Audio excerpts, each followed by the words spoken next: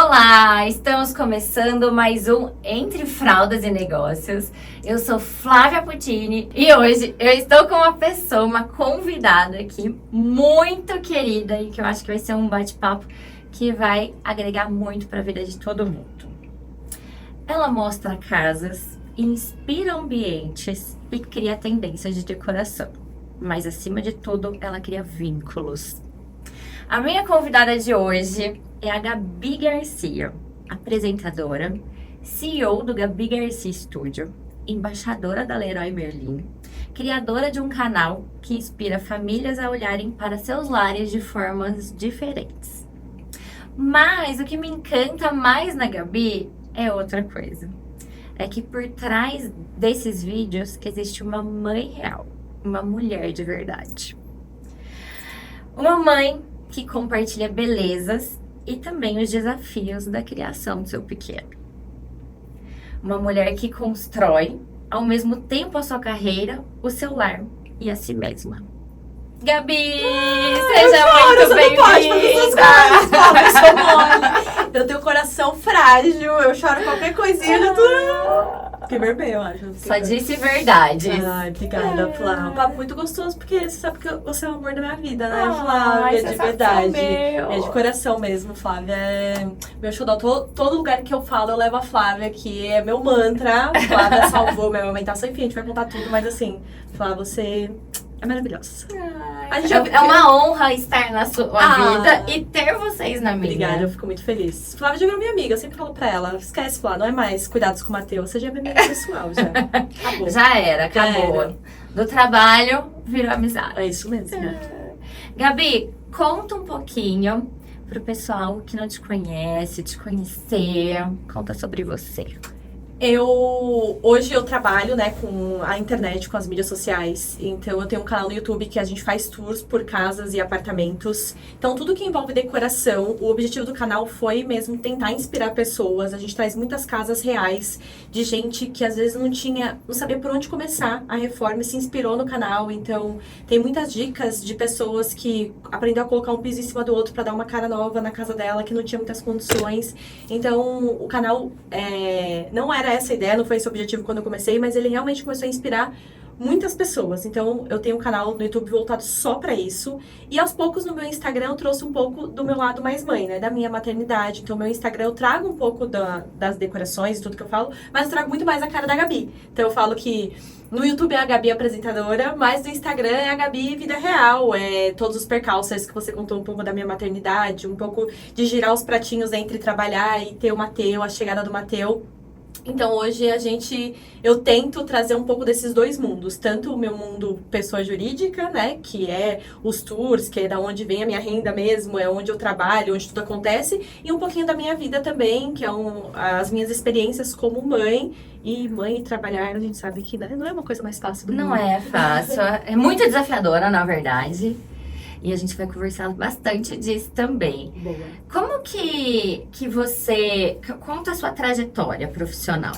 Eu não virei produtora de conteúdo, né, porque eu quis. Quando eu comecei a gravar vídeos na internet, nem sabia que podia se ganhar dinheiro com internet, nada do tipo. Eu comprei um apartamento, na época... Eu não sabia como pagava a próxima prestação do meu apartamento, então eu vim de uma família, né, muito humilde, então quando eu comprei o apartamento já foi algo, meu Deus, eu comprei um apartamento, então eu não sabia, eu e o Luiz, quando nós compramos, a gente realmente assim, como que a gente vai pagar a próxima prestação? E eu não tinha dinheiro para contratar arquiteto? Como assim? Arquiteto não existe na nossa vida. Então, eu comecei a mostrar como era a reforma, ia ser a reforma do meu apartamento. Na verdade, uma amiga minha falou, por que você não filma para guardar de recordação tudo que você tá vivendo? Eu falei, gostei, vou filmar. E a filmagem era só para guardar de recordação aquele momento de estar conseguindo comprar um apartamento. Todo mundo brincava que o meu apartamento era da Barbie, porque ele era desse tamanho. Você entrava lá e falava assim, meu Deus, só cabe bonecas aqui dentro. O ser humano não vai morar aqui. Era um apartamento realmente muito pequeno. E aí, aos poucos, eu fui, com a minha cabeça, decorando o apartamento. E, assim, com todo o meu embasamento de decoração, que no caso era nenhum, eu fiz a minha cozinha toda vermelha, Flávia. Assim, você entrava e falava, o que passou na cabeça dessa menina?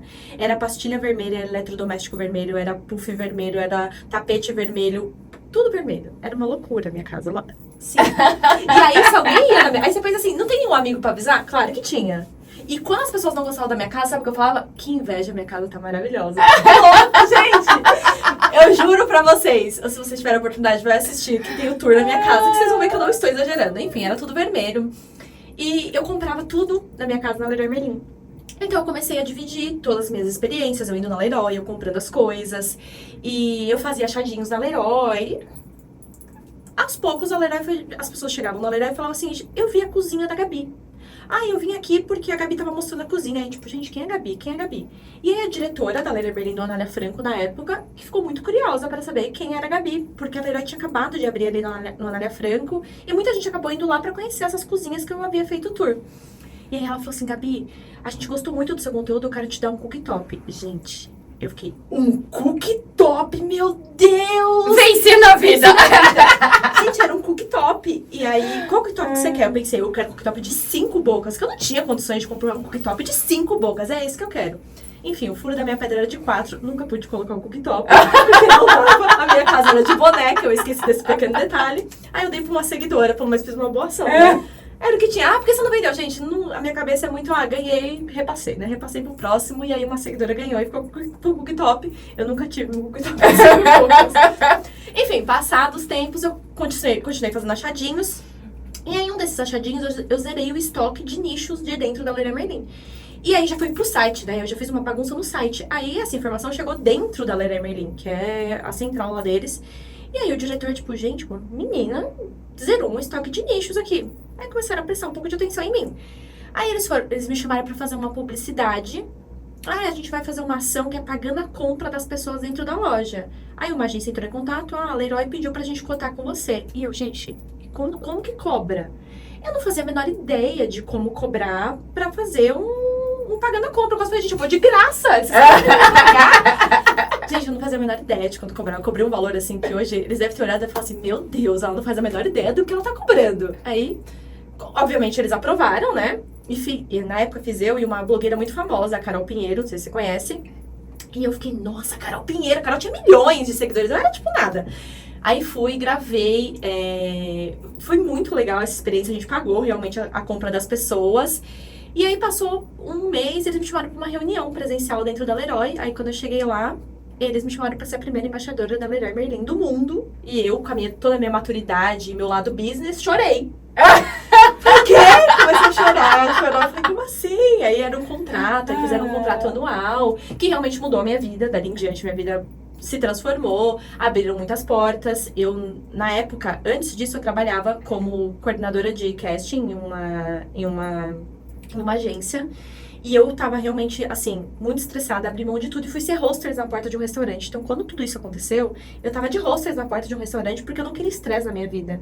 Eu queria viver aquele momento pra depois decidir se eu ia voltar pra uma agência. Comecei a fazer pedagogia, se eu ia trabalhar com crianças, porque eu sempre amei crianças. Então, foi um buraco que eu tava vivendo ali, mas eu nunca pensei que a internet ia ser um negócio. Era sempre, eu tenho a internet, que é meu hobby, que é o que eu amo fazer, e vou tentar achar onde eu vou me achar nesse espaço de trabalho.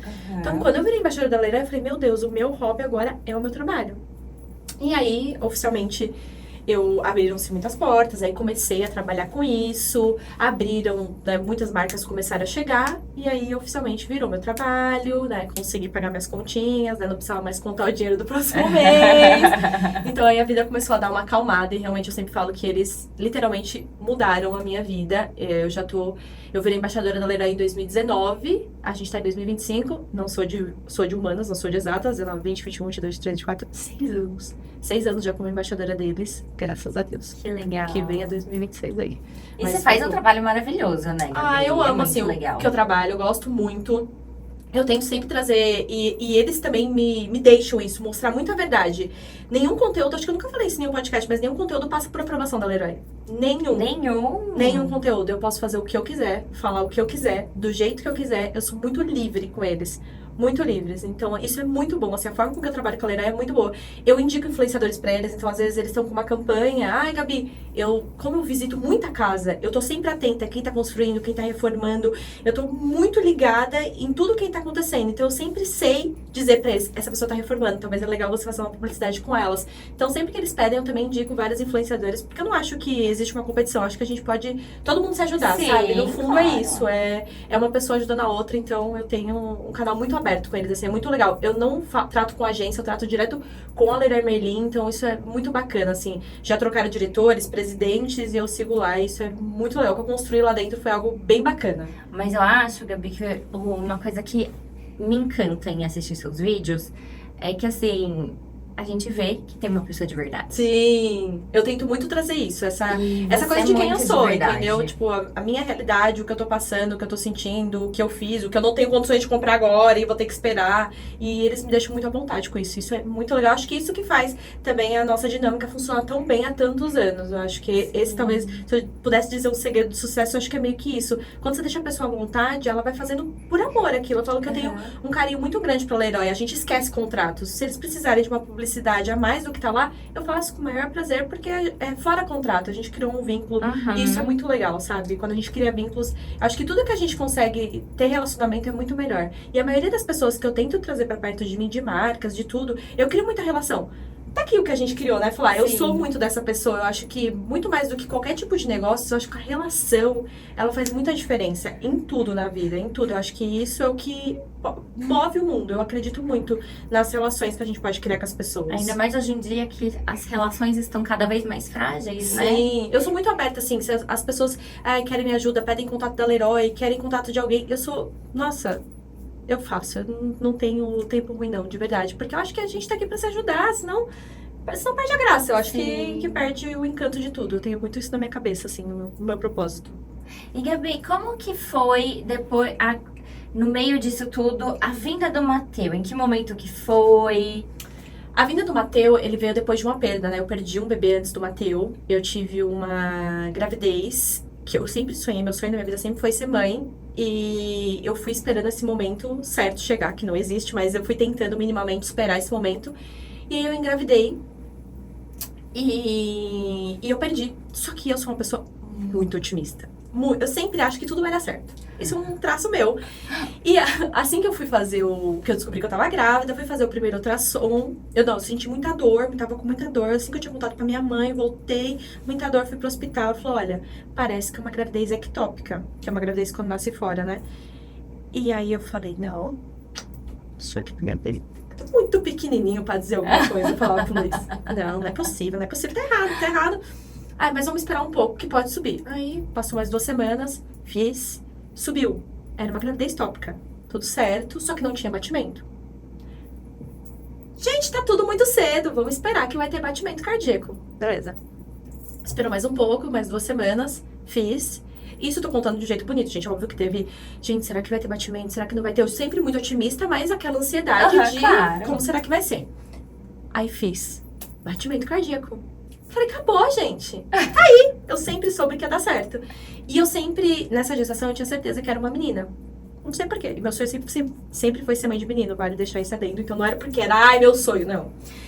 Eu falei, nossa, eu acho que eu sinto no meu coração como uma menina. Mas eu passei muito mal, foi uma gravidez muito difícil. Nossa, tudo eu ficava mal. Eu só chorava e passava mal, parecia depressiva. E aí, na hora que eu fui fazer um ultrassom, assim que eu completei 3 meses, fui fazer ultrassom e aí não tinha mais batimento cardíaco. Aí eu falei, tá errado. Eu fiz em Indaiatuba, eu tava em mudança São Paulo e Indaiatuba. Quando eu cheguei e fiz, eu falei, vamos fazer em São Paulo. Não, imagina, quem é um laboratório pequeno? O cara não sabe o que ele tá fazendo. Vamos fazer em São Paulo, que ele não achou o batimento cardíaco. Aí quando chegou em São Paulo, realmente não tinha batimento cardíaco. E aí eu passei no meu médico, ele falou assim, ó, você teve um aborto retido, que eles chamam. Você tem 2 opções. Você pode esperar expelir naturalmente ou você pode fazer a curetagem. Vamos esperar expelir naturalmente, porque todo o processo que a gente vai passar de desconexão com a criança, que eu sou dessas. A gente vai passar por esse processo juntas, tá? Aí esperei 30 dias, que é o prazo máximo que podia esperar. Perdi muito sangue, tive anemia, caía pedaços assim, ó. Mas o feto tava tão colado que ele não saía de jeito nenhum. Aí, na época, eu mudei de plano pra engravidar. Só que eu tinha acabado de mudar de plano e engravidei muito rápido, muito rápido. Meu plano só ia cobrir pro bebê nascer, só que eu perdi no meio do caminho. Então, meu plano novo ainda não cobria. Então, eu não conseguia fazer essa curetagem no meu plano novo. Tinha que fazer no antigo. Aí eu falei pro Luiz, meu Deus do céu. Aí começou a voltar a pandemia. Tava naquele auge de vai e volta e tava voltando. Aí eu fui no hospital que o meu plano atendia. Ela falou assim, cara, a fila de espera tá gigantesca. Deixa eu te examinar. Ela tentou tirar com a mão o feto de dentro. Foi a pior dor que eu já senti Eu fiquei 15 horas em trabalho de parto do Matheus. Não foi a dor que eu senti. Ela tentando tirar com a mão ali. Aí dali eu saí e falei pro Luiz, chega, não dá mais. A gente tem condições, a gente vai pagar tudo no particular. E a gente vai pro hospital. Não, apesar do hospital ser um hospital do plano de saúde, não era um hospital público, ainda assim não era um hospital melhor, com boas qualidades. Aí eu falei, não, tá bom. Aí eu paguei, a gente foi, meu médico foi maravilhoso, cobrou um valor super. Não, Gabi, vamos lá, vou abraçar a sua causa. E a gente foi e tive que fazer a curetagem. E eu tinha muito medo, assim, eu sempre tive medo de agulha, injeção. Eu sempre achei que o natureba era mais fácil. Então eu queria porque eu tinha medo também. Quando eu fui fazer a curetagem, ele perguntou, você quer tomar hack ou você quer geral? Eu falei, já tomei geral uma vez, não tive nada. Falei, quero geral, que eu quero apagar e acordar. Aí, beleza. Fui, pegaram o na maca, cheguei no hospital, levaram, vai fazer, beleza. Na hora que eu entrei na sala, meu médico falou assim, já te deram a notícia? Aí o anestesista, calma que eu ainda não coloquei o negócio nela. Queria me dar um negócio pra me acalmar, pra depois me dar notícia. Eu, que notícia? Aí eu já... tremenda, ele falou assim, então a gente não vai poder te dar geral, por causa da questão do Covid, geral tem que entubar, e a gente tá com pouco oxigênio, então a gente tem que usar realmente em emergência. A pessoa que já tem crise de pânico, panicou ali. Gente, eu tive uma crise horrível, horrível. Aí tomei a hack, fez a curetagem pra mim, eu passei a curetagem inteira acordada, o médico disse que eu dormi, mas pra mim eu lembro da colheita passando, eu lembro de tudo. E aí foi péssimo, assim, ali eu acho que eu fiquei muito mal, eu tive muita crise de ansiedade depois disso, foi momentos bem difíceis, assim, eu lembro de eu abrindo a janela, assim, no meu apartamento, que eu ainda tava de mudança de São Paulo pra Indaiatuba, e porque me faltava ar, assim, foi uma fase bem difícil, falei, não quero falar de filha nos próximos 10 anos, esquece, E aí, eu acho que também esse lado muito otimista, quando você cai... Você cai muito, cai de né? muito alto, Você cai de muito alto, porque tudo vai dar certo. E quando eu perdi, então a gente vai passar por esse momento lindo, vai expelir naturalmente. Tudo era muito lindo na minha cabeça. Vamos ressignificar tudo isso. E aí eu sempre acho que tudo que acontece nas nossas vidas, Deus quer ensinar algo, né? E eu ficava assim, ele quer me ensinar o quê com isso? Só aprendi coisa ruim, assim, só cheguei no fundo do poço. E aí foi um processo muito difícil. Quando passou um ano desse processo, 9 meses, que era quando a bebê ia nascer, que era em outubro, eu olhei pro isso e falei assim, acho que eu queria ter um bebezinho aqui agora. Acho que me deu um estalo, né? Falei, acho que eu queria ter um bebezinho, acho que eu tô pronta, acho que eu quero tentar novamente. Aí passei no médico, comecei a tomar os remédios e tal, acho que eu quero tentar. Aí ele me explicou, quando você perde um, não sei se você sabe, mas a chance de você perder o segundo fica muito maior, não é menor. Ah, é? Aumenta as suas chances, já teve um aborto, então eu já fui meio que preparada, né? E aí, beleza, vamos tentar. Tentei, engravidei de primeira de novo. Nossa, aí ó! Aí eu falei assim, meu Deus. Na hora que eu vi grávida, e o Luiz, dessa vez ele tinha certeza que eu tava grávida. Ele falou assim, você tá grávida, você tá grávida. Eu falei, eu tô grávida, porque você tá grávida. De tanto ele me encheu o saco, a menstruação nem tinha atrasado. Eu falei, vou fazer esse teste. Porque ele tá falando que eu tô grávida, que eu devo estar grávida. Você tava grávida. Eu tava grávida. E aí eu descobri que eu tava grávida, mas tudo certo. Dessa vez eu não consigo comemorar tanto com o positivo, porque eu sabia que o positivo era um nada, a gente tinha um longo caminho. Não contei pra ninguém, mas porque eu realmente não sentia... Eu queria que eles sentissem a empolgação da minha alegria, mas eu não tava sentindo assim, porque eu não sabia o que ia ser. Mas graças a Deus foi uma gravidez muito tranquila. O Matheus tá aí, né, pra provar isso. Eu tive uma gestação muito plena. E aí, quando o Matheus nasceu, eu entendi tudo aquilo que eu tinha passado.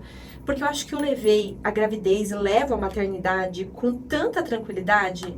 Principalmente no começo, que eu sempre pensava assim, eu queria que aquele bebê estivesse aqui. E ele não teve. Ele não tava.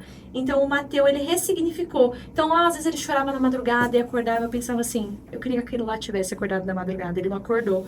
Então, acho que talvez eu não ia ter uma maternidade tão leve, tão tranquila, se eu não tivesse passado por tudo aquilo que eu passei. Então, eu acho que aquela perda me tornou uma mãe muito melhor. Então, eu acho que isso foi muito bom. Foi um processo muito, muito triste. Mas passou e o Matheus ressignificou isso, graças a Deus. E o Matheus veio... Gente, que criança linda! Ah, eu sou suspeita que eu sou mãe, né? Mas ele é muito gostoso. Daí foi aí que eu conheci a Gabi. Foi aí que eu Porque cheguei. daí nasceu o Mateuzinho. E o que ele fez? Machucou a mãe pra amamentar, né, Gabi? Foi muito sofrimento, assim. Eu passei 15 dias, foram 15 dias até eu conhecer você, de muito sofrimento. Era muita dor, eu tive 2 consultoras de amamentação. E todo mundo falou assim, a pega tá certa, tá tudo certo. Eu ficava assim, mas tá uma dor insuportável, não é possível, não é possível. A minha mãe do lado, dá fórmula, pelo amor de Deus. Isso não é humano o que tá acontecendo com você. Eu lembro que uma vez eu tava na sala da casa dela, eu dei um grito, Mateus! Aí veio todo mundo correndo, tipo, o que tinha acontecido? Eu, só pega ele. Tinha saído um pedaço do bico do meu peito. E aí, ali, eu falei assim, eu acho que eu vou ter que ir pra fórmula, não vai ter jeito. Porque, gente, eu fui, tá? Fui até o último. E aí, as minhas seguidoras começaram a falar, você conhece a Flávia? A Flávia, ela é especialista em linguinha. Só que, na minha cabeça, eu vou procurar uma especialista em linguinha, mas ele já tinha saído, né? Com um laudo de que ele não tinha língua presa. Mas eu pensei, gente, não tenho nada a perder. Minha última tentativa era a Flávia. E eu lembro muito claro, né? Que eu cheguei aqui, eu olhei pra Flávia e falei assim, Flávia, você é a minha última tentativa. Se eu não conseguir com você, eu sinceramente não quero mais. E não tem como, tá? Assim, insustentável. E aí eu lembro que ele vinha, a Flávia fazia massagem na boca dele, ele pegava o peito e eu não sentia dor. Só que passava, sei lá, poucas horas, eu já não aguentava mais de dor novamente. Aí a gente voltava, ela fazia de novo, era um negócio, parecia mágica. Ela fazia um negócio com a boca, ele pegava meu peito e falava, nossa, eu amei isso. Mas passava poucas horas, ele já se desregulava. E aí você pode até explicar melhor do que eu, porque o freno dele não era algo... Clássico. Era um clássico, né? Era um freno superior submucoso, não é? Ele era um freno posterior, Uhum. né? E submucoso. Então, a gente só conseguia visualizar esse frênulo com manobra. Então, eu fazia o atendimento, reabilitava essa musculatura e ele pegava, ele respondia bem. Só que na hora que ele ia usar a função, ele não conseguia manter aquele grande. Ele precisava voltar às compensações, que era onde voltava. E isso, nesses casos duvidosos, né? É um grande divisor de águas. Porque se a gente vê, reabilita e perde, porque a função, ela se autoestimula para acontecer corretamente. Se não está acontecendo corretamente, é porque tem alguma questão ali física prejudicando. Sim. Daí a gente fechou o diagnóstico do frênulo. E aí tinha que fazer o pique na língua. Você lembra, Flávia? Gente, foi a mãe mais dramática que você conheceu? Você já conheceu piores do que eu? Gabi, essa era dramática. Era, não era? Gente, eu juro que assim, acho que tava marcado, eu não lembro, acho que era 8 horas da noite. Até às 6 eu tava mandando... Flávia, eu acho que eu não vou, eu acho que não... Será que dá pra deixar pra semana que vem? Eu não queria, gente. Eu cheguei com ele aqui chorando, falando assim, gente, pra que eu vou fazer isso? Não vou, mas só tá... E minha mãe falava assim, por que você não tem mamadeira? É mais fácil, não precisa passar por ele por isso. Eu ficava assim, é verdade, né? Ai, será que eu devia fazer isso? Será que vai acontecer alguma coisa? E eu vim com muito medo. Às vezes, quando eu tô aqui, né, que tá... É de terça, geralmente, faz ou quarta. Não, depende do dia. E às vezes eu encontro que tá no final do dia, eu encontro umas, mas tenho vontade de chegar nelas e falar assim, vai dar tudo certo. Eu tenho muita vontade, porque assim, É tão se elas simples. tiverem com medo que eu tava, eu tenho vontade de pegar ela e falar assim, não é nada, vai dar tudo certo. Eu juro, várias vezes eu fico olhando e falo assim, tenho vontade de pegar nessa mãe e falar pra ela que vai dar tudo certo, porque eu só queria que alguma mãe saísse e falasse assim, fica tranquila. Deu tudo certo, tá tudo bem. Porque por mais que seja um profissional falando, você ainda fica... Gente, tem alguma mãe aqui? Alguma mãe que acabou de tirar pra falar pra mim? Passa uma segurança, né? Eu fiquei muito, assim, muito tensa, mas foi super... Eu nem senti, não sei se você lembra. Ele quase não chorou. Ele chorou mais de colocar ele preso, colocar né? ele preso. Charutinho. Ele quase não chorou na hora do pique, depois veio pro meu peito. E assim, cada pessoa tem uma experiência, porque a minha amiga também fez o pique aqui. E não foi na hora dela, eu acho legal contar isso, porque o dela foi vindo aos poucos. Mas o meu foi na hora. Você fez o pique, na hora ele já veio pro meu peito e eu não senti nada de dor. Porque também a gente já tava reabilitando. Ele teve toda uma construção, Sim. né? Porque não é só cortar a língua. Teve todo um processo. É o que a gente fez. Foi incrível, assim. Ele pegou, veio... E eu lembro de, assim, no dia seguinte, porque eu fiquei assim, tá bom, beleza, né? Vamos esperar, porque a gente fazia, melhorava, mas chegava no dia seguinte e já desregulava. Aí chegou o dia seguinte, normal. Terceiro dia, normal. Eu lembro de eu ligar pras minhas amigas chorando e falar assim, meu Deus, isso é amamentar, é muito bom. Amamentei até os 3 anos, a prova de que foi muito Sim. bom. O Matheus foi longe, a gente levou a amamentação até os 3 anos. Mas assim, eu falo que a Flávia foi um divisor, você foi um divisor de águas na minha vida. E de modo geral, assim, eu acredito muito que as pessoas não aparecem na nossa vida à toa. E eu tenho certeza que foi isso, porque o Matheus, ele não foi só o pique na língua, né? Ele foi vindo com várias outras questões, né? Ele teve a torcicolo congênita, depois ele teve dificuldade para sentar, depois a cabeça dele caía, depois ele teve a dificuldade com a fala. E eu falo que Com alimentação. O Matheus, ele não começou. Geralmente a introdução alimentar começa com 6 meses. O Matheus não fez a introdução com 6 meses. Então eu falo que a Flávia foi assim. Deus colocou na minha vida que ela falou: você não vai sair daqui. Mas eu tá aqui até hoje, gente. Agora ele faz TO, a gente pode contar ao longo do tempo por quê. Mas eu acho que não foi à toa. Eu sempre falo isso por ele. Eu falo assim: Luiz, desde o dia que a gente entrou aqui, a conexão que a gente teve com a Flávia, eu não acredito que tenha sido à toa. Porque todo o processo que a gente precisou de você e o quanto foi importante, porque eu imagino uma mãe de primeira viagem passando por tudo isso. E aí seu filho corta a língua, tem a torcicolo, aí atrasa a alimentação, que tudo quando você é de primeira viagem, por exemplo, no segundo, se passar por tudo isso, eu tô Tá preparada, né? tranquilo, já sabe o caminho. Agora, o primeiro você fica, gente, mas quem eu procuro? O que eu faço? Onde eu vou? E aqui eu achei legal porque tinha tudo, né? Então eu tinha todo esse respaldo com você, sempre bati um papo com você. Então isso foi me acalmando ao longo do tempo, né? Eu lembro quando que eu tive uma época que eu achei que eu tinha autismo, né? E a Flávia falou assim: Gabriela, ele não tem. Aí ela sentou e falou assim: eu vou fazer. Como que era o nome? Não lembro. O Bailey, não era? Isso. É tipo um método, não é? Ele é um protocolo de avaliação de criança, ele é mundial. Uhum. Eu vou fazer pra você se acalmar, pra você ficar calma. Então, você sempre me passou muito essa segurança, né? Em tudo. Então, acho que isso foi muito bom, porque eu acho que o primeiro ano da criança é uma evolução pra criança, mas também pra mãe. E você ter esse carinho dos profissionais que estão com você, eu acho que faz muita diferença. E eu acho que eu tenho muito isso no meu coração. E quando eu falo, a gente nunca esquece o que fizeram pra gente no puerpério, eu tenho certeza. Porque o que você fez pra mim, muito mais do que pelo Matheus, mas eu senti esse acolhimento vindo de você também. Ai, Gabi, vem aqui. Não é assim. Calma, respira. Esses dias mesmo, quando o Matheus tava com suspeita de ter o transtorno do processamento sensorial, a Flávia me mandou uma super mensagem falando: mas como você tá? Matheus, a gente já tá tratando aqui, mas como você tá? E eu acho que isso faz toda a diferença.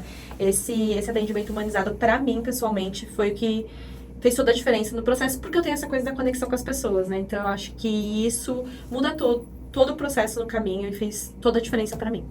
E, Gabi, eu acho que uma coisa que é muito importante a gente ressaltar aqui é que você sempre teve um olhar muito atento no Matheus, né? Sim, muito. Então, a Gabi, ela era uma mãe que não perdia tempo. Sim. Se tinha uma pulguinha atrás da orelha, será que tá isso? Será que tá certo? Será?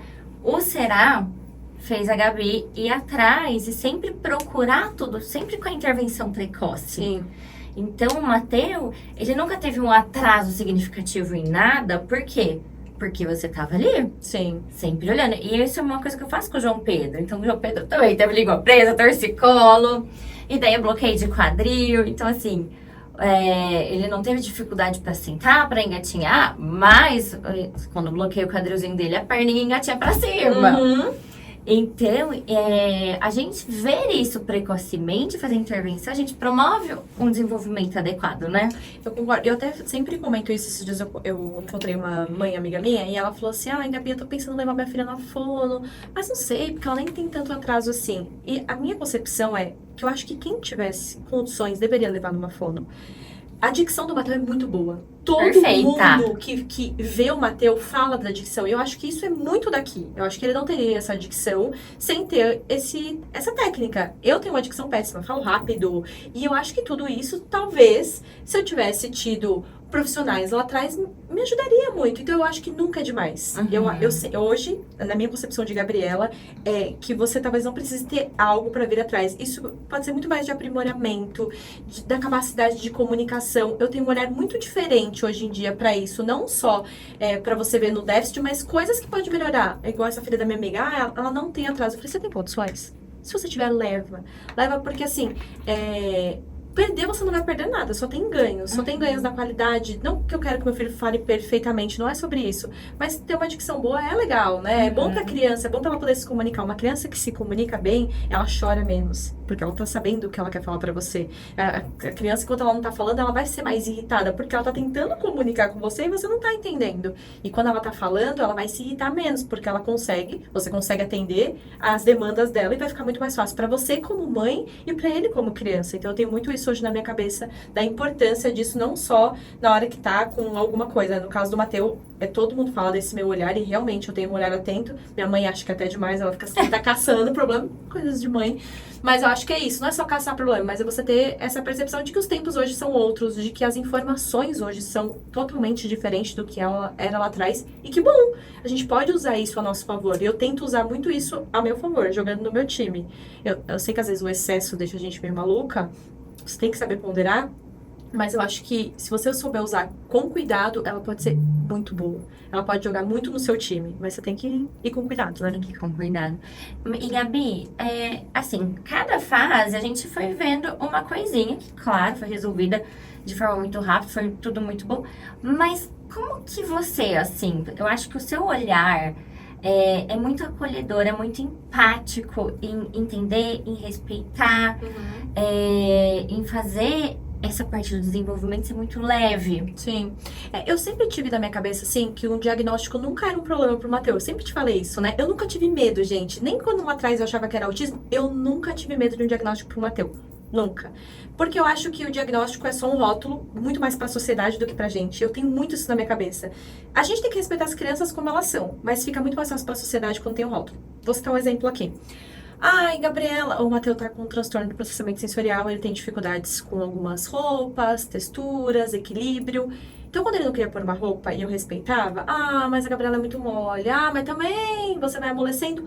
Quando ele tem esse transtorno pra sociedade, então tá bom, então a Gabriela tá fazendo certo.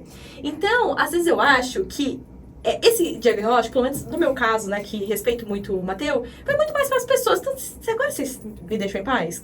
Porque antes era a mãe exagerada. A mãe exagerada, a mãe que tá, pro Mateus tudo pode, mas não tem limite. E eu acho que eu tenho um bom ponderamento nesse ponto de, tipo, eu sei até onde eu vou, até onde dá pra ir. E realmente a roupa incomodava ele. Eu não gosto de roupa me pinicando. Por que eu deveria deixar ele com uma roupa que tá pinicando ele? Então, eu acho que esse ponto, algumas vezes, quando vem o diagnóstico, você acaba respeitando mais. Então, tipo assim, essa criança, sei lá, bateu no meu filho. Ele tem autismo, então aí você dá um respeito um pouco mais. Mas às vezes tem crianças que vai bater no seu filho, ou o seu filho vai bater, porque são crianças. Porque eles estão aprendendo, estão nesse desenvolvimento. Não quer dizer que quando ele for adulto, ele vai ser aqui batendo todo mundo, porque é um processo de desenvolvimento, de crescimento. Então eu tenho muito esse olhar de que cada criança é única. Eu olho o Mateus como o Mateus. E beleza, tenho o diagnóstico que eu falo pra sociedade, acho que assim me deixa um pouco mais em paz. Mas eu tenho muito esse olhar que, independente disso, a gente tem que olhar o Mateus como um ser único. Que tem gente que tem mais facilidade de socialização. Tem gente que tem menos dificuldade. Tem gente que tem mais facilidade de se comunicar nas câmeras. Tem gente que tem mais dificuldade. Cada um vai ter os seus percalços ao longo da vida. Os seus pontos fortes e fracos, Exatamente. né? Então, eu acho que respeitar isso é muito importante, a individualidade. Eu acho que essa expectativa que talvez a gente crie nessa criança perfeita, de que não vai fazer nada de errado, de que não vai fazer birra, ela não existe, né? Ela não existe. Ela vai te matar no primeiro mês, ela vai falar, opa, peraí, aqui não... E aí eu sempre tive esse olhar, assim mesmo, bem tranquilo quanto a educação do Mateus, quanto criança mesmo. Eu sempre fui apaixonada por crianças, não é só com o Mateus. Minha família, eu sempre brincaram que era a creche da tia Gabi. As crianças sempre gostavam de ir na minha casa, as pessoas falavam assim, Gabriela tem mel. E eu acho que é muito porque eu sempre escutei muitas crianças. Então, assim, a criança é terrível, o pai fala, e deixa a criança na minha casa. Eu falo, não quero saber o que seu pai tem que falar. Quero saber como ela tá aqui em casa. Vamos brincar com ela, vamos ver o que ela quer, vamos olhar ela. Então, a minha filhada esses dias, ela sempre ficou muito comigo, desde criança, a gente criou uma conexão muito legal. E aí eu perguntava pra ela, Laura, você lembra disso que a gente fez? Você lembra disso? E ela sempre falava, não. Aí eu falei assim, mas e o amor que a Dinda te deu? Aí ela falou, esse eu não esqueço. Então acho que é isso, lindo. Acho que no final é sobre isso. Ela vai esquecer, quando é muito novinha, as outras coisas que você fez, mas acho que o amor que você plantou naquela criança, eu acho que isso ela nunca esquece. Eu acho que é isso que envolve. Eu acho que antigamente as pessoas não estavam acostumadas a olhar realmente uma criança. Sim. A escutar realmente uma criança, a ver essa criança, né? E o tanto que isso é importante e faz diferença para essas crianças serem ouvidas, serem vistas de verdade. E hoje as telas roubam muito isso, né? Sim. E como que você faz? Porque você trabalha com a internet.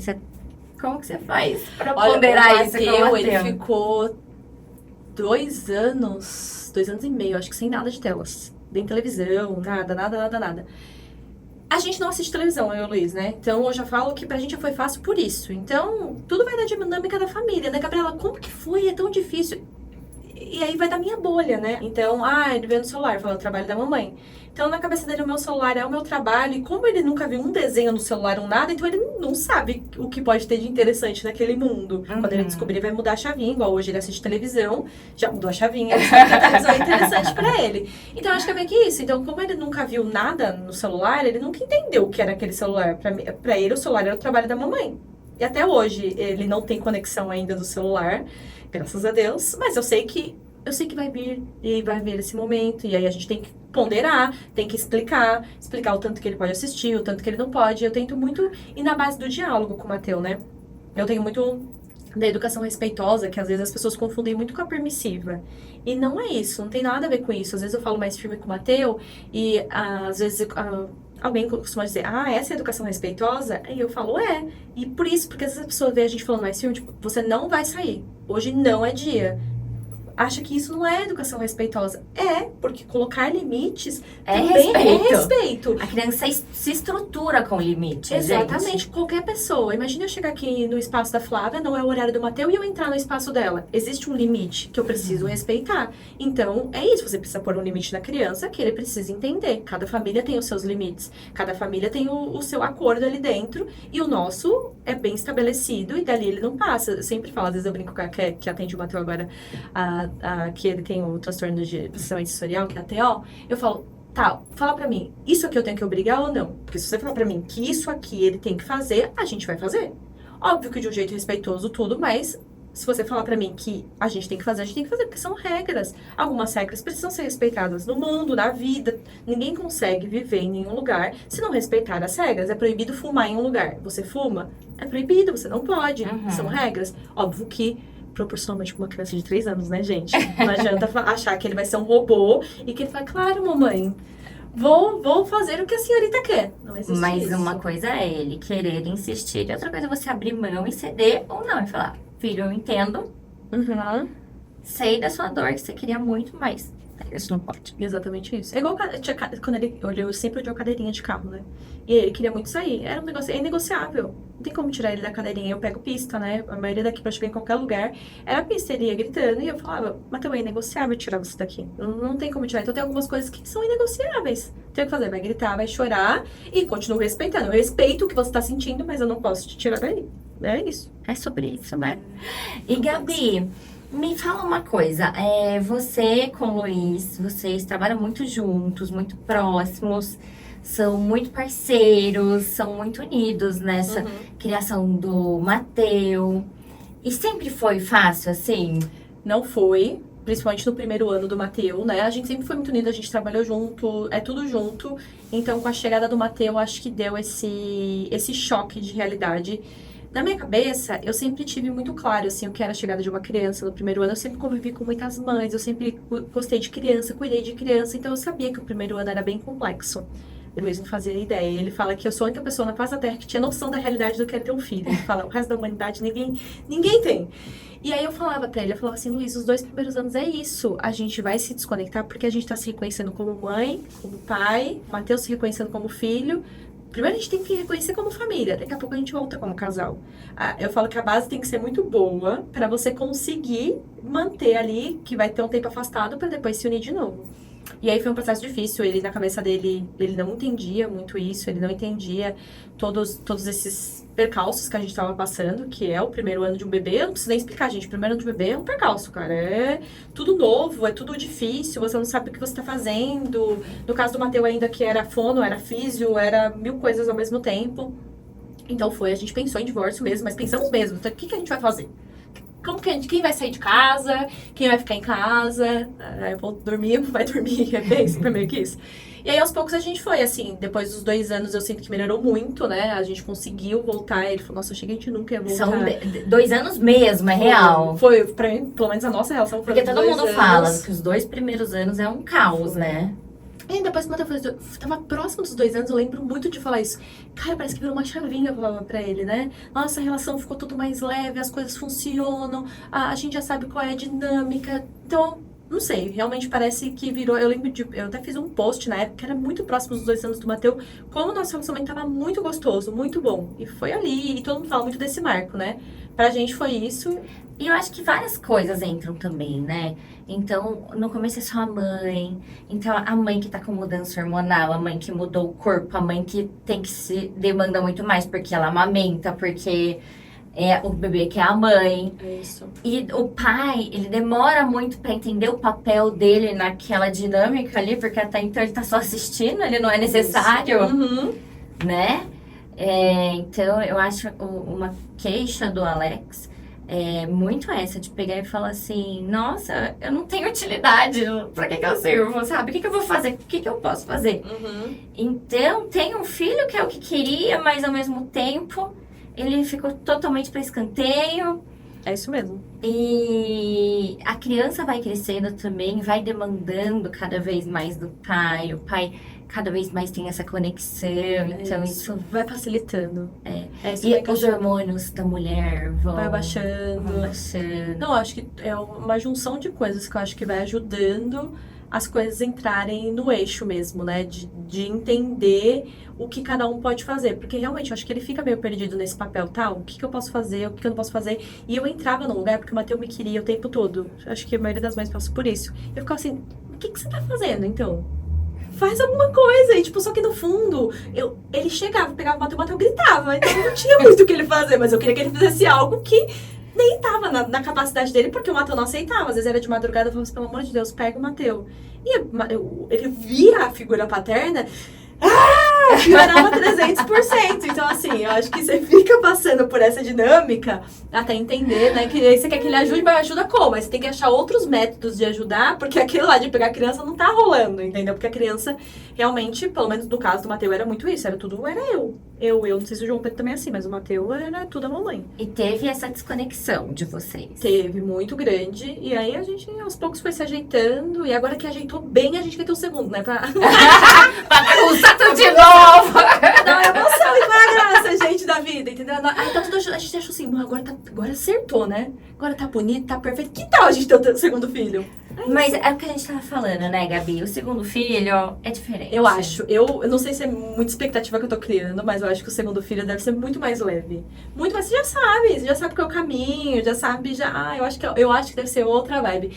Eu tenho meu coração que toda mãe deveria ter o segundo filho pra sentir essa leveza. Nem tenho, mas eu sinto isso. E tem um detalhe, tem um filho mais velho que o pai vai ser importantíssimo pra dar atenção agora. Fica tranquilo que você vai ter a sua função ali guardadinha.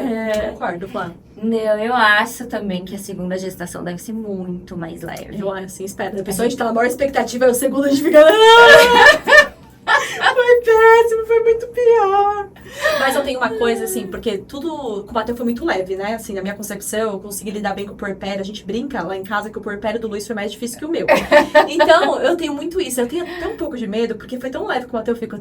Já pensou, o segundo vem com os 2 pés na porta? Porque o Matheus dormia a noite inteira. O Matheus sempre foi o bebê que dormiu bem. Aí chega a segunda aí... Acorda a noite inteira, não dorme. Não vou baixar a bola, porque vai que, né? Volto eu o ano que vem falando, então, Flávia, não tem um segundo, louca. Mas é muito doido isso, né? Como eu passei muito forte por essa fase, agora a gente tá melhorando. Mas como o casal sofre esse impacto, né? Muito, muito mesmo. Eu acho que é assustador, eu acho que é tão importante de falar sobre isso, né? Muda muito o relacionamento. Olha, eu tava com o Luiz quando eu tive o Matheus há 10 anos, então a gente tava muito tempo juntos.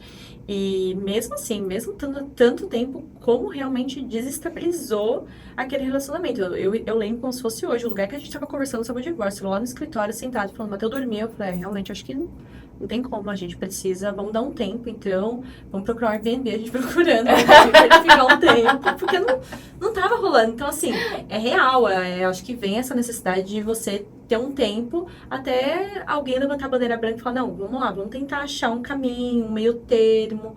E é um processo que é difícil, que você tem que tentar se ajustar de alguma forma, mas não é fácil. E pode ser alguma, vou dizer que é porque é mentira, é bem difícil. Esse começo é bem desafiador pra todo mundo. E aí eu ficava assim, você tá na minha cabeça, né? Não sei como é com você, mas ficava assim, você tá vendo problema, eu tô aqui, com os peitos de fora, aumentando a madrugada inteira, e você tá reclamando do quê? Do quê? Então eu acho que também achar esse lugar, de você entender que ele também tá meio perdido nesse lugar e tal. Que a gente acha que não, né? Pra ele tá fácil. Falta um pouco de sensibilidade da minha parte, eu tenho esse lado mais, tipo, eu sou muito prática. Não sei se dá pra perceber, mas eu sou muito prática. Tudo pra mim o tempo vai resolver, a gente resolve fácil, eu sou muito prática na vida. Então aí quando começa, mas não sei o que. Gente, 1 mais 1 são 2, vamos resolver. Então acho que isso foi um pouco difícil. Aí eu tive que ter um pouco mais dessa sensibilidade, que eu falo, o olhar que eu tenho pro Matheus, eu precisava ter pra todas as pessoas do mundo, mas aí eu uso pra ele e às vezes falta um pouco pras outras pessoas. Mas eu tô aprendendo. Vamos generalizar. Tô tentando aprender. Ô, Gabi, nosso tempo tá acabando. Tá chegando perto, mas antes, eu quero muito saber o que a Gabi de agora falaria pra Gabi do passado. Nossa, eu acho que eu falaria que com certeza eu tinha... Todo mundo falava, você idealiza e romantiza. Na hora que você tiver um filho, você vai ver que não é bem assim. E eu tinha muito medo disso, porque as pessoas me colocavam tanto esse medo que eu fiquei, nossa, será que se eu tiver um filho, eu vou me sentir assim? Eu vou me sentir preparada? Vai ser tão tranquilo? Então eu falaria, cara, deu certo. Foi do jeito que você sonhou, foi do jeito que você imaginou, mesmo com todos os percalços. Confia, acredita no processo e eu acho que eu teria muito orgulho, não só da minha vida como mãe, né, assim, mas assim, da família que eu construí. Eu sempre sonhei, eu sempre fui uma menina que eu sonhava. Então, meu pai faleceu quando eu era muito nova, né, quando eu tinha 3 anos. Então eu não tive essa coisa pai, mãe, filho. Eu fui morar com a minha avó, com a minha mãe, e eu sempre falava assim, nossa, deve ser muito legal ter de manhã seu pai comprar um pão com você de manhã. Então, assim, tudo que eu imaginei, em algum momento eu realizo hoje na minha própria vida. Então, isso pra mim é muito legal. Eu falo assim, cara, a gente conseguiu. Até na minha vida profissional, eu trabalho com o que eu gosto. Então, eu tenho muito orgulho da minha história. Eu ia falar, foi bacana. A gente chegou lá. Mas é linda mesmo. Eu fico muito feliz, muito mesmo. E, Gabi, eu queria que você deixasse um recado pras mães, pras mulheres que estão assistindo a gente. Eu acho que eu deixaria que, independente da fase que você tá passando, que ela passa. Sabe aquele clichê que todo mundo fala vai passar? Vai mesmo, você vai sentir saudade, então curte. Porque às vezes eu converso até com amigas minhas que falam assim, eu não lembro muito do meu puerpério, eu não lembro pelo que eu passei. Gente, aproveita, filma, tira foto, porque vai ser único. Vai passar e depois você vai sentir até um pouquinho de falta. Mas é muito bom. Curte mesmo. Até o drama é bom. Até o drama, gente. Eu sou dramática, igual você também. Novela mexicana. É bom por um pouquinho de drama. Vai sentir falta depois. Tudo passa. Passa muito rápido. Muito. Quando você vê, já foi. Você já quer outro. Não é? Eu amo. Eu também já tô querendo. Adoro, gente. Já pensou a gente com o filhinho Titiquinho junto? Nossa, vai ser muito bom, muito bom. Adoro. Gabi, muito obrigada. Flá, eu amei. Aqui. Foi ótimo. Obrigada. A sua história, você é inspiradora. Eu choro, não falo. Você é uma mulher forte, determinada, guerreira, amorosa, uma mãe, assim, exemplar. Então eu tenho muito orgulho de ser sua amiga, de ter você na minha vida. Você é realmente uma inspiração. Obrigada, Flá. Obrigada mesmo, de coração. Amei participar! Gente, então esse foi mais um Entre Fraldas e Negócios. E eu sou Flávia Putin. Até a próxima.